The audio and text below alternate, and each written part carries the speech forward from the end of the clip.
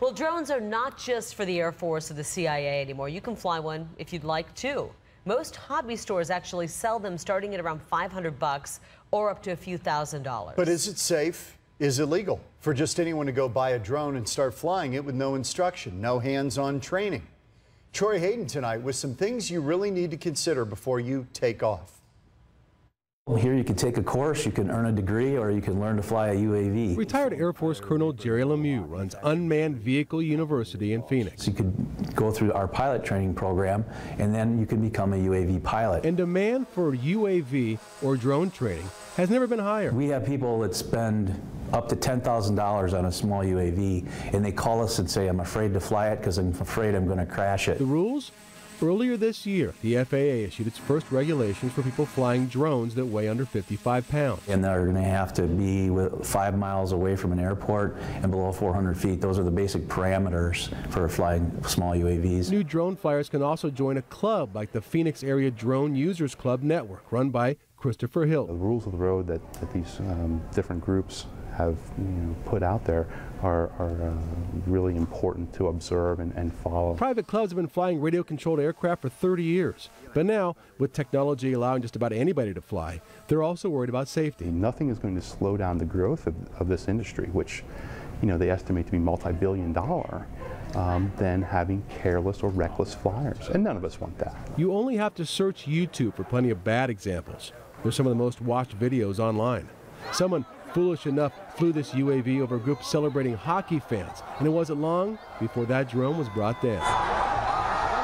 There's no training, no license required to fly one of these. This is a Phantom UAV. I've never touched the controls of this before in my life. All you do is slide in the battery, add a camera, and you're ready to shoot. So let's check it out. How easy is it to fly? Here's our takeoff.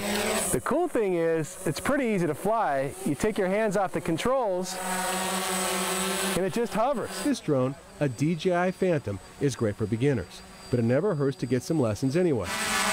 At Hobby Action in Tempe, they specialize in drones. Some come right out of the box, onboard camera included. Others, like these custom models, take time to design, build, and fly. Outside the store, they took this $3,000 model for a spin. I've been flying for about a year and a half. It's Tempe parking lot. A fully equipped UAV drone. Is it legal? When it comes to just the private use, hobby use of these things, there's really not any good set of laws related to that in Arizona. James Arrowwood's a Phoenix attorney who specializes in drone law. Spends a lot of time advising clients who want to make money flying their drones. But the problem is even some of the existing kind of guidelines the FAA have issued have been challenged by people. Now that was in a commercial context. Right now the FAA doesn't allow anyone using a drone to record video and use that video for profit. There are other issues too. You have insurance issues. What happens if a drone flies into a building, there's a fire that results? And reckless flying could result in other problems, especially if you hurt someone. Remember, even if you didn't commit a criminal act, if you damage somebody's personal property or you hurt somebody, you're likely to get a phone call or a letter from somebody like me, and you're not going to enjoy that. So.